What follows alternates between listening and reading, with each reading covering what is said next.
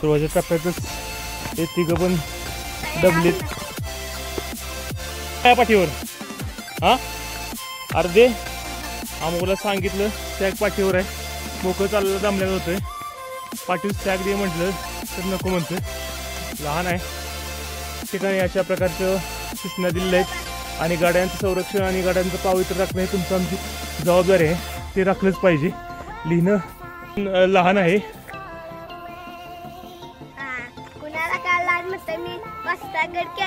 कुठले कुठे गड केले तेस? रायगड, रतनगड, कळसुबाई आणि मी कायमच करतो. कुठला हा? आपण गाड्याच्या मध्यावर आलेलो आहे, तर बऱ्याच दिवसाने हा आपण ट्रेक करतोय. वास्तविकता तसा बरेच ट्रेक केलेत मी. लोणावळा टू भीमाशंकर 2 वेळा केलेला आहे, राजगड टू रायगड, त्याचप्रमाणे कात्रज ते सिंहगड, महाबळेश्वर ते प्रतापगड, त्याचप्रमाणे हरिहर किल्ला नाशिकमधील केला आहे, कळसुबाई 2 वेळा केला आहे, वसंतगड, सदाशिवगड हे सर्व किल्ले ह्याच्या अगोदर केलेले आहेत. परंतु आता बऱ्याच दिवसानंतर हे केल्यामुळं हा थोडा त्रास होतोय. गडावर मंदिराचं काम चालू आहे आणि या मंदिरासाठी लागणारं सिमेंट, त्याचबरोबर वाळू, विटा या गाडवांच्या माध्यमातून कशा पद्धतीने त्याची वाहतूक केली जाते हे बघा.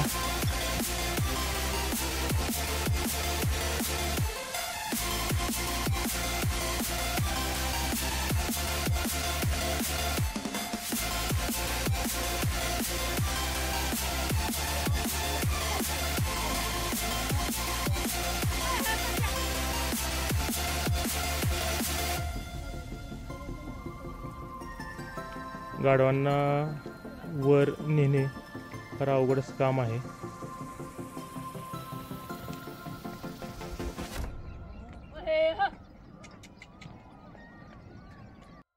हा गाडवांचा वेगळा ग्रुप आहे बघा. ही पायऱ्यांना न जाता डोंगरवाट आहे, त्या डोंगरवाटातून वर जायला लागलेत.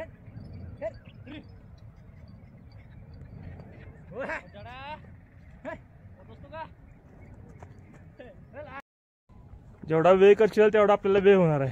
जेवढा गतीनं घेशील तेवढा लवकर उन्हाच्या आधी आपण जाऊ. हो इकडे ये, घसरशील खाली ये.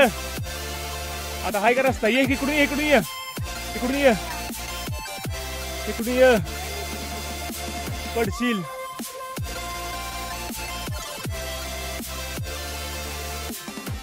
बघा या अमुकला सांगितलं तर ते पायऱ्यांचा मार्ग सोडून डोंगराच्या मार्गातून निघालाय. खाली ये सावकाश ये. आणि खाली सँडल घातलाय. तर मित्रांनो सर्वांना एक विनंती, ज्यावेळेला तुम्ही ट्रेक करायला त्यावेळेला शूज आणि तेही ग्रीपचे शूज हवेत, अन्यथा घसरून पडण्याची शक्यता खूप आहे. यावेळी तर नाही, परंतु पावसाळ्यामध्ये तर या गोष्टीची फार शक्यता आणि धोका असतो. स्वर्गसुख कोणता असेल तर हे गड किल्ले भटकंती आणि निसर्गाचा आस्वाद घेणं, त्याशिवाय स्वर्गसुख कुठलं नाही. मागच्या वर्षभराच्या कालावधीमध्ये बरंच ट्रेक केलं झालं, त्या कालावधीमध्ये जो आनंद आणि सुख मिळालं त्यासारखं सुख परत आयुष्यात मिळालं नाही कधी. वास्तविकता नाही, एवढं टर्न झालं की झाला, विषय मिटला ना. हा का दमलीस? हा एवढंच आहे, जास्त नाही काय. टर्न एवढा मारलं की झाला विषय. आणि या ठिकाणी निम्मे टप्प्यावर आलेलो आहे मी आणि ज्योती सलामायला लागलेले आहेत.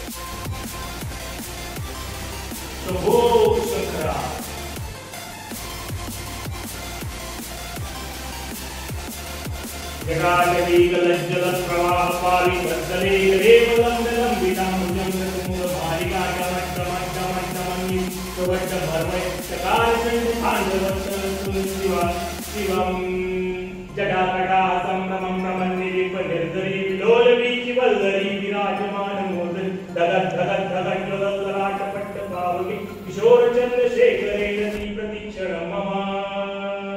ओम नमः शिवाय. शंभो शंकरा.